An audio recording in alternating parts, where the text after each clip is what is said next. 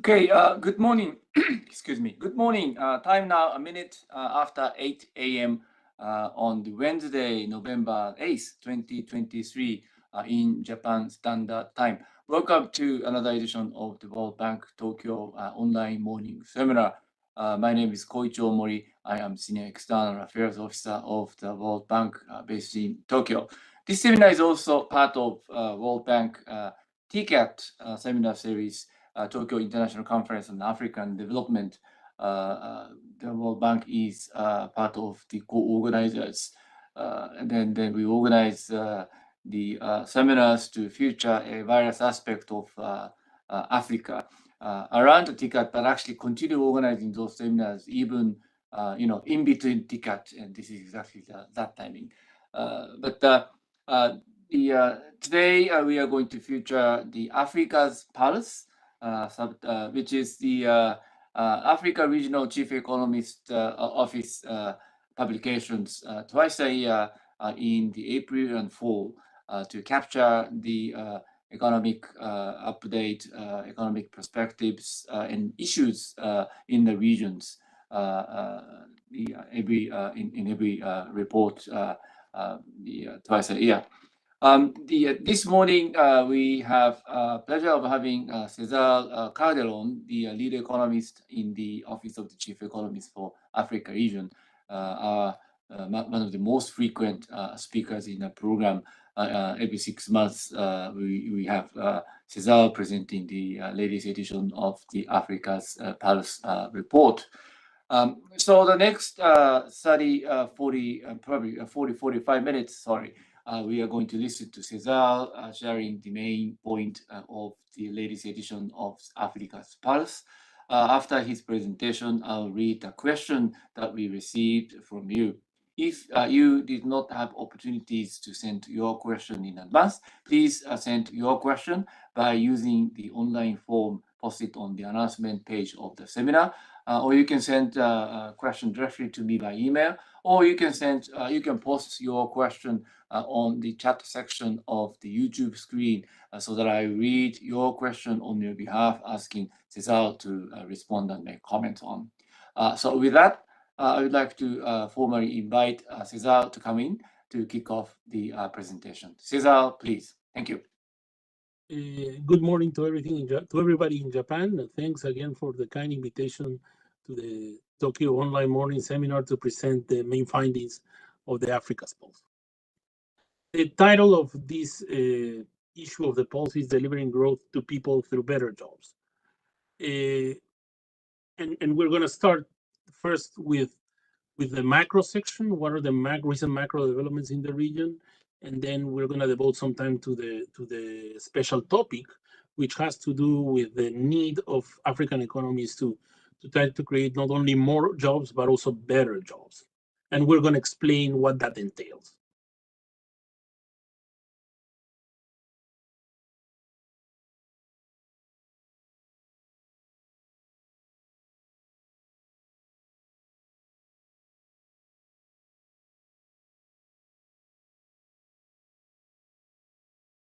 Cesar, I think somehow I cannot hear you. Hear me 1 second. Can you hear me? Yes, yes. Okay, perfect. So growth recovery in the region remains elusive. That's the first finding that we have. If we look at 2023, we observe that GDP growth in the region in 2023 is about 2.5%, which is much lower than the 3.6% in 2022 and 4.1% in 2021. So we have seen a deceleration in growth since the rebound in the year after COVID. And the projections for 2024 and 2025 will render growth rates that are still below that rebound in 2021. Now, that growth in the region, this smaller growth, however, has been supported by higher investments, government consumption, and net exports. Private consumption, unfortunately, has contributed negatively to GDP growth. Why? Because higher inflation, basically due to higher food and energy prices and weaker currencies have eroded the purchasing power of African citizens. And that explains not only the contraction in private consumption, but also the negative contribution that they have had to GDP growth. In the case of the contribution of investment, it's true that the contribution of investments is still positive. However, this year it has declined. That contribution, although positive, has declined basically because you have tighter financial conditions not only locally but also globally that has elevated the cost of credit so that people can, invest. From the production perspective, this lower growth in the region is still driven by services. Services accounts for two-thirds. Services account for two-thirds of this growth in 2023, whereas the contributions of agriculture and manufacturing has been modest. And the reason why they have been modest has to do with the fact that from the last year to this year, not only cost of inputs have increased, but also there has been some continued disruption in supply chains. So that's basically some of the findings from the GDP growth standpoint. What happens if we talk about per capita terms? If we look at per capita terms, the situation is even more dire. In what sense? If you look at this at the graph in the right hand side, you will observe that growth per capita never exceeded 2% in any year. At the same time, you observe that there are years where you have a large negative, a large contraction in economic activity per worker, especially in the COVID year and in 2016 and 17, which basically corresponds to the period post-plunging commodity prices. So if you look carefully, by the way, in 2023, there was no growth per capita because the growth of GDP was equal to the growth of the population to some extent. If you look from 2015 to 2025 and you average that growth per capita for the region, it will show you that the region contracted by 0.1%. What does that mean? That we in the region have had a decade of lost growth. And there is the need to reactivate growth because we don't want to fall into another lost decade. Okay? Next. The sluggish recovery in the region from all these external shocks, from this polycrisis that not only Africa, but other regions of the world have experienced, has led to a modest progress in terms of poverty reduction. As I said in the previous slide, there is a big contraction in GDP over the past 10 years. When you look at 2023, growth is negligible. Growth per capita is negligible, almost zero. And in 2024, 2025, the expansion that is expected, if you can see it here, the expansion is around 1.4% on average for 2024 and 2025. So those growth rates per capita are clearly insufficient if you want to have a big dent in poverty reduction, right? So, and this you can see very clearly when you look at these two graphs. For instance, if you think about headcount poverty ratio in Sub-Saharan Africa, and you'll see that the decline in the poverty headcount in Sub-Saharan Africa from the COVID year to 2025 is very slow. So we're talking about a decline in the poverty headcount ratio from 37.6 in 2020 to just 36.1 in 2025. No?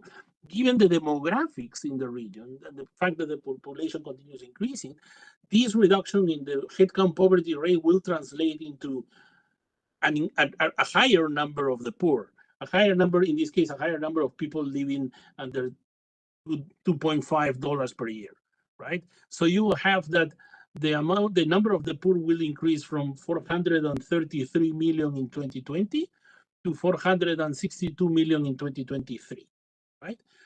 And it will increase even further to 470 to 475 in the year 2025, right? Now, there are two things that can explain why the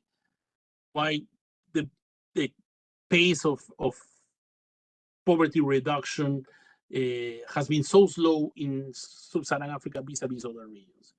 One is one factor is the one that we already covered in the previous slide, which is growth per capita has been very modest. So modest growth per capita will translate into very modest progress in poverty reduction. And the second factor that is important too is that even in those years where the continent grew at a faster pace, let's say in 2000 to 2014, the contribution of growth to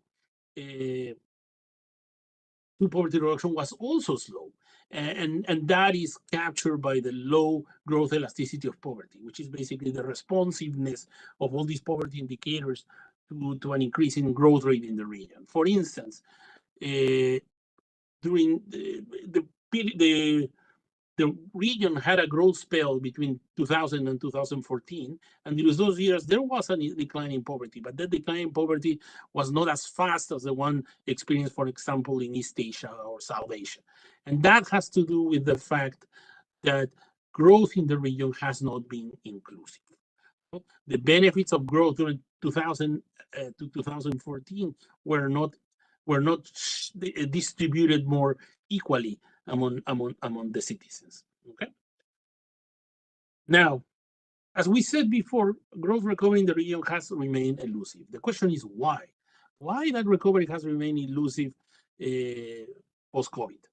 And we're going to mention a series of factors that can explain why this recovery is sluggish.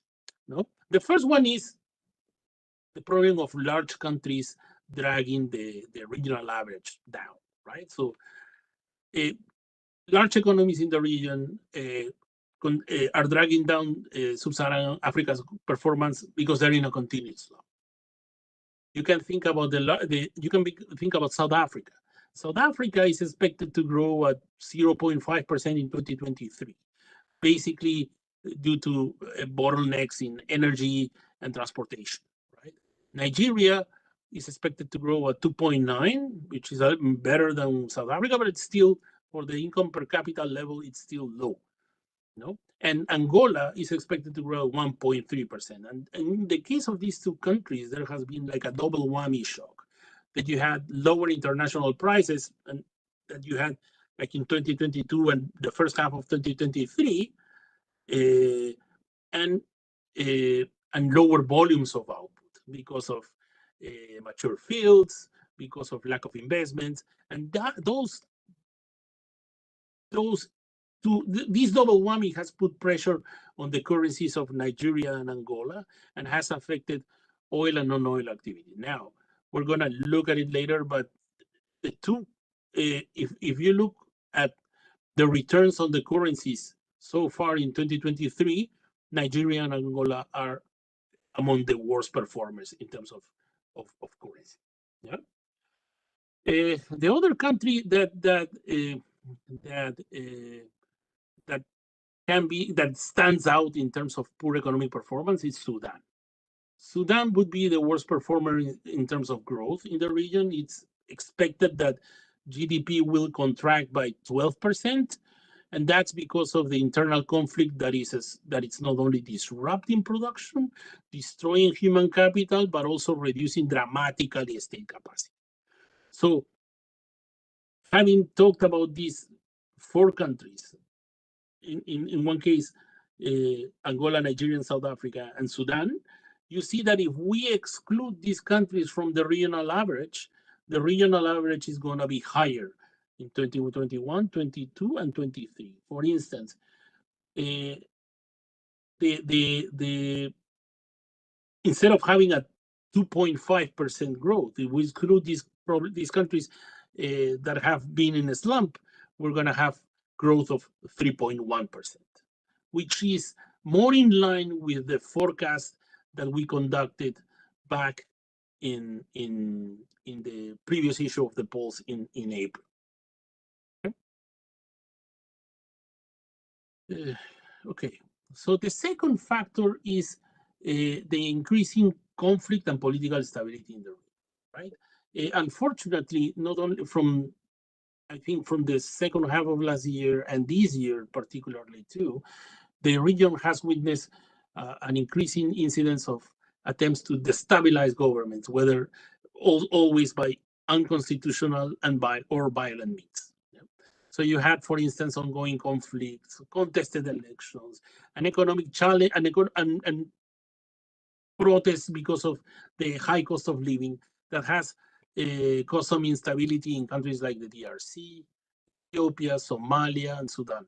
And there have been recent coups, coups in Niger and Gabon that are likely to set back reforms. If you think about the coups, I mean the coups that the region has recently experienced end up the one in Gabon at least ends up being the 8th coup in the region over the past 3 years, which it's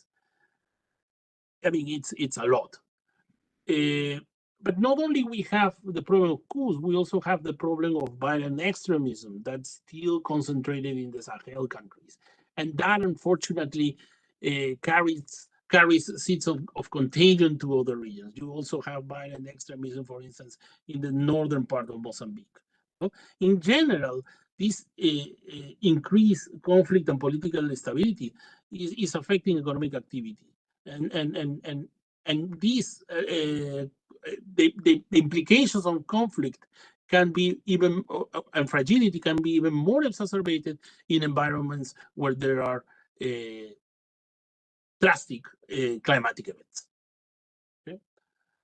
So that's the second factor explaining why growth is elusive. The third factor is debt overhang and fiscal pressures. Sorry.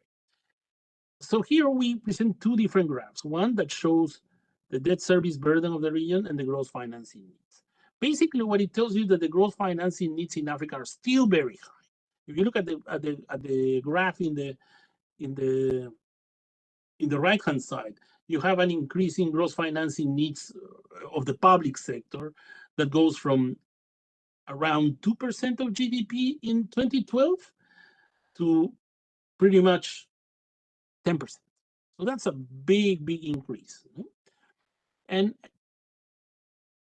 But the problem now is if you want to finance these elevated financing needs, you need to have sources to borrow, right? In the current situation where you have tightened financial conditions and restricted access to capital markets, the problem is that you will have to resort more to concessional financing or to domestic debt, which is something that countries in the region are doing. But at the same time, these tightened global financial conditions are also repricing assets in the region. To what extent? Sovereign spreads are coming up, exchange rates are depreciating, interest rates are also increasing in advanced countries. So that is creating an even bigger burden in terms of debt service in the region. So even though it seems like it has declined a little bit over the last 2 years, it still remains very high. We're talking about an average for the African region in 2022 of 31% of government revenues being used to pay to service the debt. And remember, this is just the average. So there are countries that have that basically devote a larger share of their revenues to service debt. Okay. The fourth factor that can explain why the recovery is elusive is uncertainty in the global economy. I remember when we were drafting the when we published the issue of the policy in April, there was this feeling of that there are upside risks now, right?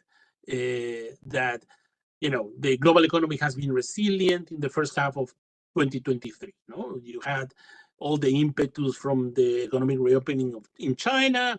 You were talking about the resilient consumption in the United States, but unfortunately, that is fading in the second half of the year.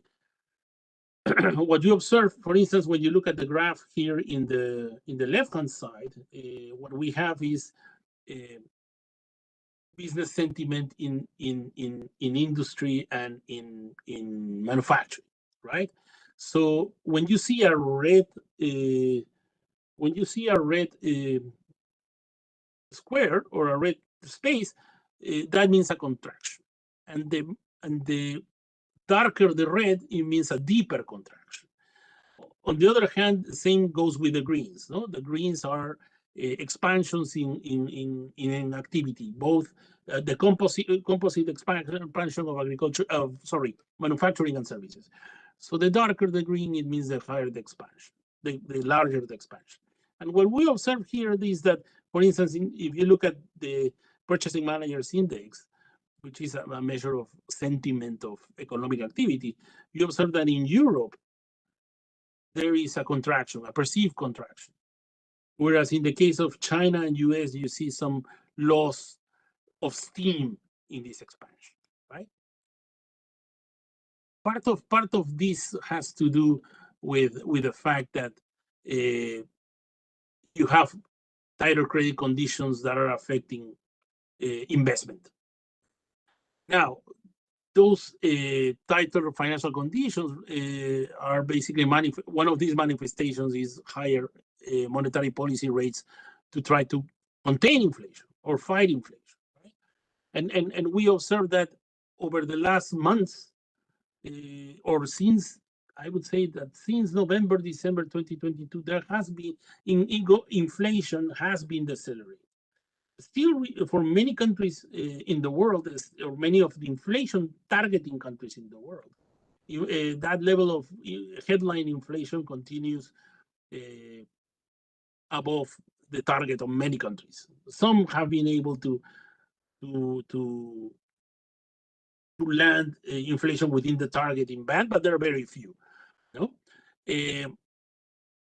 But at the same time, we observe that core inflation, which is the clear gauge of underlying pricing pressures, it's decelerating at a much slower pace than the headline inflation, which means the core inflation, just in case, although I'm sure that many of you know, core inflation is the price index that excludes food and energy, and which are the most volatile components in the price index. So the fact that core inflation is coming down at a slow pace means that central banks may not want to risk the anchoring inflationary expectations and may keep interest rates higher for a longer period. And that has consequences for African countries, because again, as we said before, those higher interest rates for a longer period will imply also that sovereign spreads will remain high, currencies will continue depreciating, and debt burdens will continue increasing, and access to global capital markets will remain restrictive, if not prohibited, because the costs of issuing, for instance, Eurobonds are going to be way too high. Now, the message so far has been very negative, but we want to also highlight some pockets, what we call some pockets of resilience in the region. So this graph that you see here is an interesting graph because it shows whether growth has lost pace or increased pace or remains stuck for countries in the region. So if you look at the horizontal axis, you have what we call growth in the medium term pre-COVID. So this is the average growth rate between 2001 and 2019. And we're going to see how the recovery post-COVID first vis-a-vis long-term, the medium-term growth. So we compare the growth per capita in this case between 2022 to 25 with the medium term of the last 2 decades before COVID. And what we observe is that when you see this upper right corner is what we call the established countries, which is those that have kept a growth rate in both periods above 2.4%. And here in white, you have what we call the improved countries, which are those countries that in the medium term, they had mediocre growth, and now they have managed to raise that growth rate above 2.5%. And of course, you have the countries that are falling behind and the countries that are slipping. And if you want to find a correlation with what we have already mentioned before, you'll see that most of the large countries in the region are in this area, in the green or the blue area, which is the countries falling behind or slipping. But again, as I said before, there are pockets of high growth. You can think about Mauritius, you can think about Rwanda, Ethiopia, Cote d'Ivoire, Uganda. Okay? Now, in terms of macroeconomic outcomes, another piece of good news is that outcomes are improving in some countries. You can see here inflation, headline inflation. The bars are the rates of inflation for 2022, and the rhombus is for the red rhombus is for 2023, and you've seen that inflation is declining in some countries. Of course, in some countries at a faster speed than others, and also that inflation is increasing in some countries, right? So you'll see that, for instance, inflation has increased vis-a-vis the previous year in countries like Ghana, Sierra Leone, Malawi, Nigeria, right? Whereas in countries like, for instance, let's say South Africa, Kenya, inflation has receded. Same thing with fiscal balances. Countries in the region have started a consolidation process to try to create some fiscal space so they can finance recovery. And we observe that there are some countries that have been improving. In this case, the improvement has to do more with a reduction in the fiscal deficit. Fiscal deficits are still high among these countries that are improving, but at least we observe, some decline. I think that decline is more noticeable in countries like, I would like to say, Lesotho and Liberia and Eswatini, right? Whereas in other countries, fiscal balances are deteriorating. There are some that were in deficit in 2022, and that deficit has widened, especially in the case of Malawi and in the case of Comoros, and Botswana too, and countries that were in surplus, but that surplus has declined dramatically. And if you see these 5 countries, all these 5 countries are oil abundant countries. So my guess is that part of the deterioration of the fiscal balance has to do with lower international prices for oil. And in the case of some countries, like, let's say, Angola, has also to do with lower volumes of production. Okay? Now, there are some risks to the outlook. I have to be mindful of the time. There are some risks to the outlook. The risks are still tilted to the downside. You have that the growth forecasts might be downgraded if and only if global inflationary pressures persist. Let's say that headline inflation and core inflation decline at a slower pace. Again, we wrote this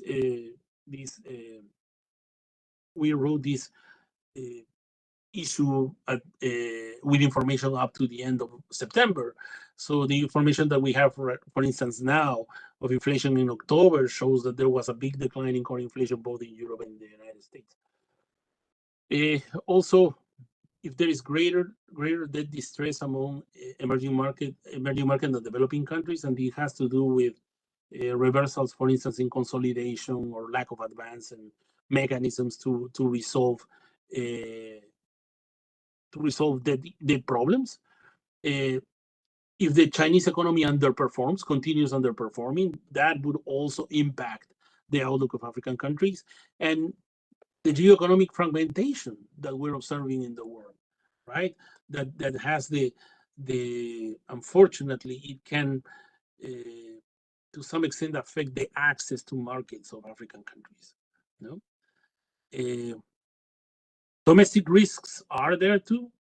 And again, there are debt and fiscal risks associated, again, in the case of the region, failures in fiscal consolidation, failures in revenue reforms that some countries are conducting, and delays in terms of resolution of debt problems, right? I mean, right now, I think Ghana and Zambia are working on their debt treatments with both with their creditors, especially external. Ghana already conducted let's call successful domestic debt exchange program, but it's now still has to finalize the debt treatment on the side of the external creditors, right? The same thing with Zambia. Climate shocks. Climate shock is always a risk in the region because it affects agriculture, and it affects, of course, agriculture, not only production, but also prices.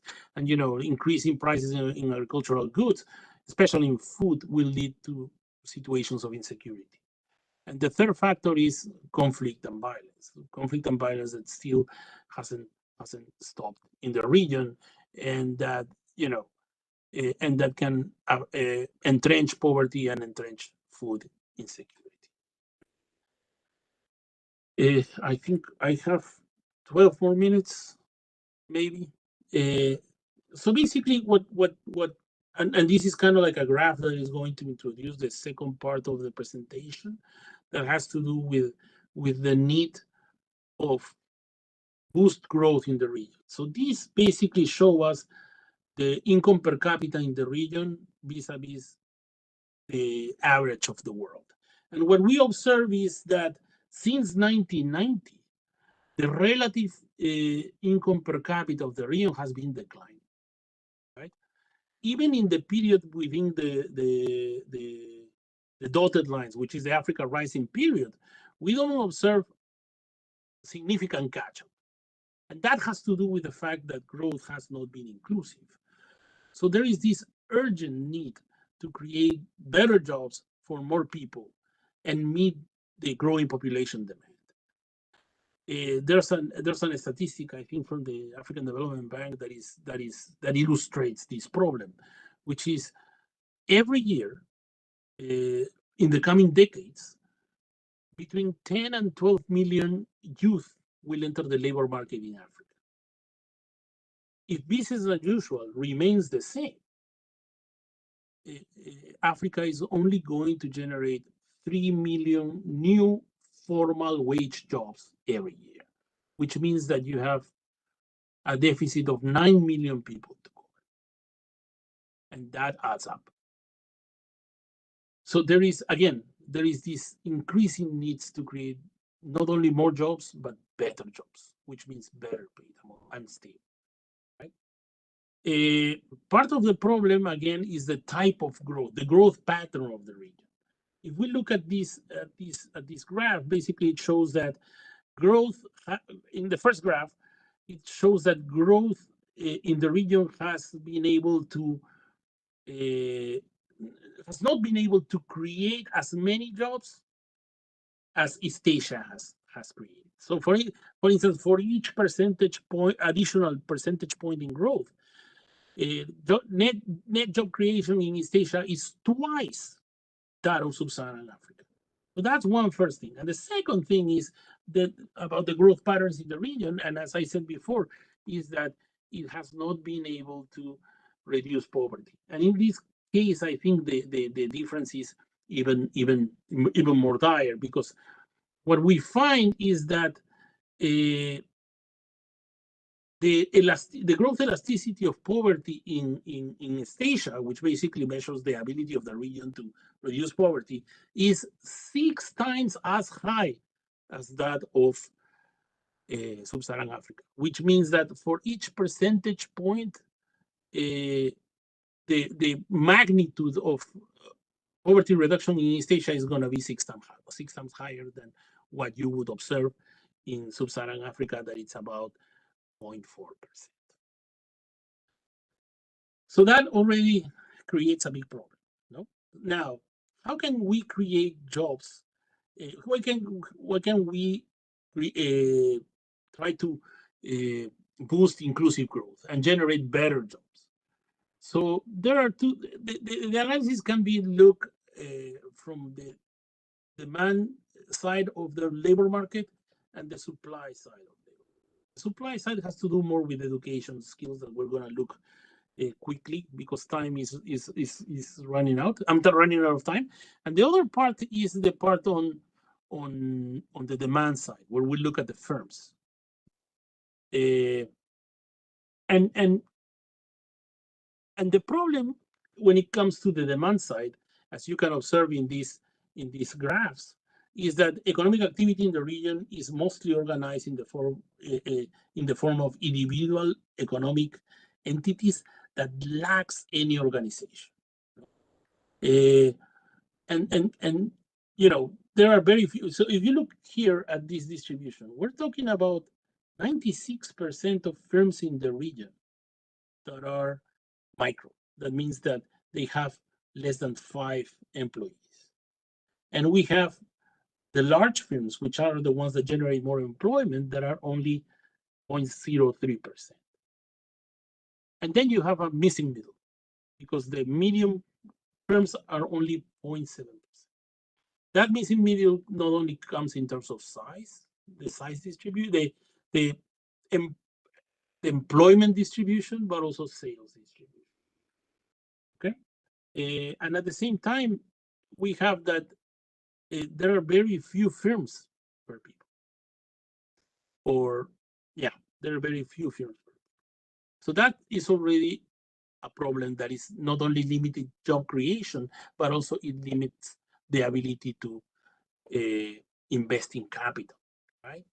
So what we observe is in the region, in the Africa region, the percentage of employment that refers to wage employed, which is kind of like what you would consider like the formal employment that is more steady, that is more secure, that is better paid, only 16% of the working age population are in this category, whereas almost 1/3 is self-employed.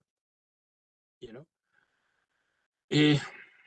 so if we want to have a shift from self-employed and family employed to wage employed, what we need is to create an enabling environment that not only allows the creation of formal firms, but also their growth. And this is what we're trying to hint a little bit in the chapter that was written for the Pulse.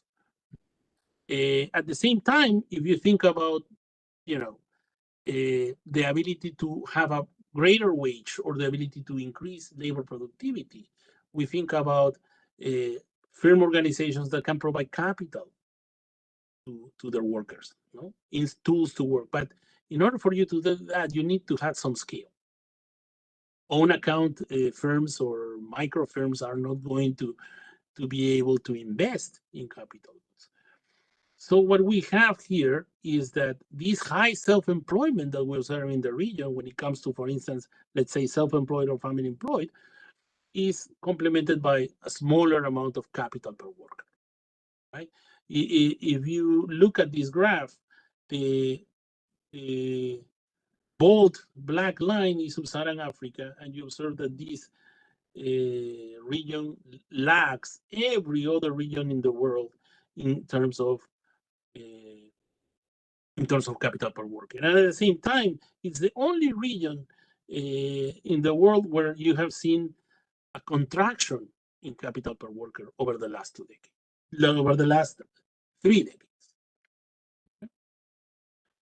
Of course, the lack of scale and the lack of capital has led to some stagnation in terms of urban jobs. Urban jobs, if you look at this graph over the last 15, 20 years, have remained about 22, 23% of total employment. And of course, this is characterized. This has a correlation between the sectoral reallocation of labor that has kept manufacturing employment relatively constant at 4%, right? And there has been an increase in agriculture and a decline in agriculture with an increase in employment in services. Unfortunately, the employment in services in Africa is mostly low value added, informal, uncertain pay with uncertain pay, right? And there is, I mean, the fact that you still have a very small share of the employment in manufacturing also is correlated to the fact that for some countries in the region, not all, for some countries in the region, there is evidence of premature deindustrialization, right? So there is the need in some of the countries that can have industrialization in the region to try to boost that. I mean, the beauty of manufacturing is not that it's going to create a lot of direct jobs, but it would lead to the creation of a lot of indirect jobs in services through all the linkages, going through the entire value chain of those products. Okay. I still have 2 minutes, right? There is, of course, if we think about the supply side, there are limited skill deepening in the labor market, and that issue runs from the fact that in African countries, not only there's the problem of low completion rates in schooling, but also the fact that many kids drop out when going from primary to secondary education. That basically disrupts the human capital process. Children are remaining a little bit longer in school, as you can see in the increase in the average years of schooling. Although that increase is although again you have an average that is below five years of schooling, whereas in other countries you have double that amount. And then there's also the problem of the quality of schooling, which you can look at, let's say, learning adjusted years of schooling, where many countries in the region fare very poorly, or for instance, if you look at this graph that is in the right hand side, where you see expected years of schooling and the quality of schooling measured by harmonized scores, you will see that there are some countries, like, for instance, you compare Ghana, that is here, and Kenya, that is around here. The interesting thing is that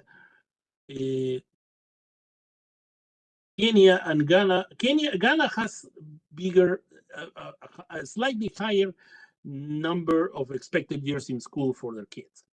However, the difference in the harmonized score is abysmal, right? When you compare these blue bars, Kenya, that has a harmonized score of 450, and Ghana, that has a harmonized score near 300. So educational quality remains an issue in the region. And I'm going to try to go faster. So basically, future growth in the region needs to be high quality and jobs rich, right? How do we define in the context of the region better quality jobs? They have to be steady, they have to be skill intensive, and they have to be productive. And again, that transformation from self-employment, family employment to wage jobs will have to take place around 4 dimensions of structural change, which are the ones that are highlighted in the presentation, which are sectoral, spatial, occupational, and more important, mostly and more, I wouldn't say most importantly, but somehow less covered, which is the organizational. And this is key to have a robust demand for wage jobs, which has to do with formation, stability, and growth of firms, the capacity to attract massive investments from the private sector, whether that it's the domestic or the foreign private sector, and selection and innovation. Okay, we have the final slide here is the one that talks about the elements of a high quality jobs rich strategy that is organized in 4 buckets. One has to do with the need of governments to stabilize fiscally and reduce debt so they can have higher fiscal space to either provide public goods or try to invest in infrastructure projects. There are a series of policy recommendations given there. The need to achieve political stability and to have strong institutions that support markets. They need to invest in people. You know, I mean, they said, you know, I mean, we not only school attainment has to increase, but also the quality of schooling. And finally, the organizational change, which is what we were talking about, which is provide this enable environment to nurture, to identify and nurture entrepreneurs, to allow firms that are productive to grow, and to attract large firms, including foreign firms. And I will stop here. Thank you.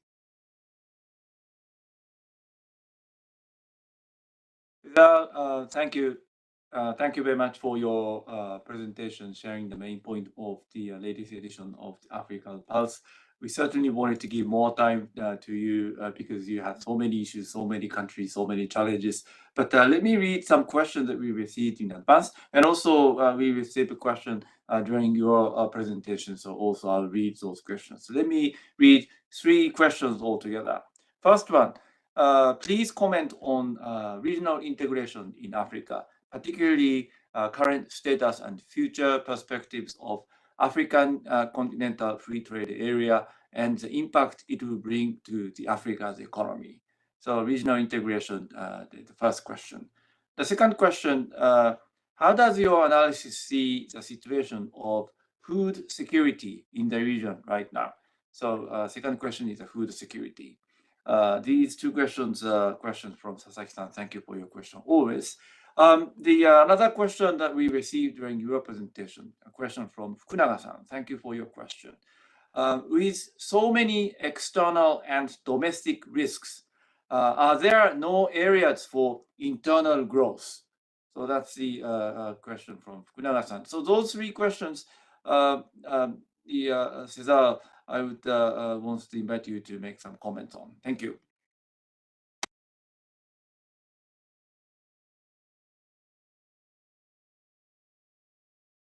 Can't hear you. Can you hear me?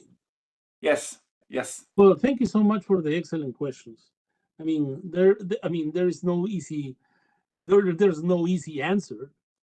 But let me start with kind of like more positive news, I guess. If we think about regional integration in the Africa region, what is the current status? There are some countries that are already trading under the Africa Continental Free Trade Area, or AFCFTA.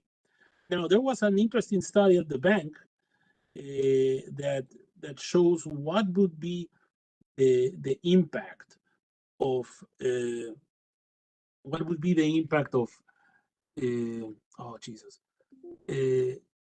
impact of trade liberalization in the 3 different scenarios, right? The first is the tariff reduction. The second one is the elimination of non-tariff barriers, and the third phase is the implementation of the trade facilitation agreement, right? And they find that the scenario more complex, which is the one that includes these 3 different types of measures, is the one that, of course, is going to be giving the biggest impact, the biggest bang for the buck of African regions, right? So let me give you an example of what are the findings of this report. One is that you have, well, first of all, it will significantly, if African countries are committed and are committed to the implementation of this agreement and make great strides in terms of reducing tariff barriers, especially across regional economic zones, or regional economic communities, sorry. They reduce non-trade barriers and they improve logistics. They improve trade facilitation. Then what's going to happen is that income and employment are going to increase sharply and poverty will be reduced. For instance, let me give you some numbers. So regional income will increase by 7%, which would be approximately $450 billion. Yeah? 30 million people will be out of extreme poverty, right? Or if you look at moderate poverty, the amount of people that will be out of moderate poverty will be 68 million. Total exports will increase by 29%, which is about an increase of 560 million. And intra-Africa exports will increase by 81%, whereas trade to non-African countries will increase by 20%. And the other thing that will happen is that wages, both or the skilled and unskilled, are going to increase. Their estimates show that for both of them, the growth in wages is going to be around 10%, although that increase is going to be slightly larger for unskilled workers. However, these simulations are not inevitable, right? Because in order to reap the benefits of the AfCFTA, not only you require more policy and political coordination, establishment of, they already have a supranational entity that can monitor the progress of the progress of the treaty and also enforce the policies of the policies that are attached to the treaty, but it needs to be empowered. It needs to be empowered by all countries. So one is the political and policy coordination side. The other one is the business integration side. When it comes to services, when it comes to finance, when it comes to payment activity. And third, infrastructure integration. You need more connectivity, whether it's transportation or digital technologies, right?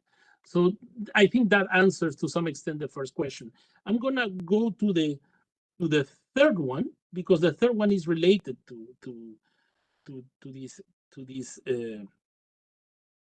this first question, which is, are there any areas for internal growth? I think, to be honest with you, if in the following years the global engines of growth are going to remain mute or modest, there is a rising need in the continent and for policymakers not only to resort to their own domestic policies and try to implement the reforms that will lead to inclusive growth, but also there's the regional engine of growth. So in this context, one possible area, positive area, would be the AfCFTA, the implementation of the AfCFTA, to the extent that it can boost that regional engine of growth and would allow all countries in all countries and all citizens improve their livelihoods. Now, regarding food security, that's also an interesting question. Basically, I'm going to talk a little bit generally, and then I'm going to focus on specifics about the food security situation in the region. I think in some countries, or in most countries in the region, domestic food prices, although some of them have come down, they're still high. They're still high compared to pre-COVID times. The second thing is, to the extent that currencies remain weak, and given the fact that many of these countries import food, then there's going to be a problem of scarcity. There's going to be a problem of availability, and that would create a food security problem. And the third one is climatic shocks. We have El Nino. and El Nino will be affecting swaths of swaths and areas in the continent, and will affect again agriculture. To what extent? I mean, unfortunately, we haven't gone further into this, but in our analysis, but it's highly likely that agriculture, the contribution of agriculture in the second half of the year is going to be modest, not especially in the last quarter of the year. Okay, regarding the food security situation, the situation remains problematic in Eastern Africa. For instance, if we look at Eastern Africa, we're talking about 62 million people that will be food insecure by April 2024. And there are some hotspots, of course. Also, some places where the situation is more troublesome, like Ethiopia, Sudan, South Sudan, Somalia, right? That on the eastern side of the continent, and then on the western side of the continent, on the other hand,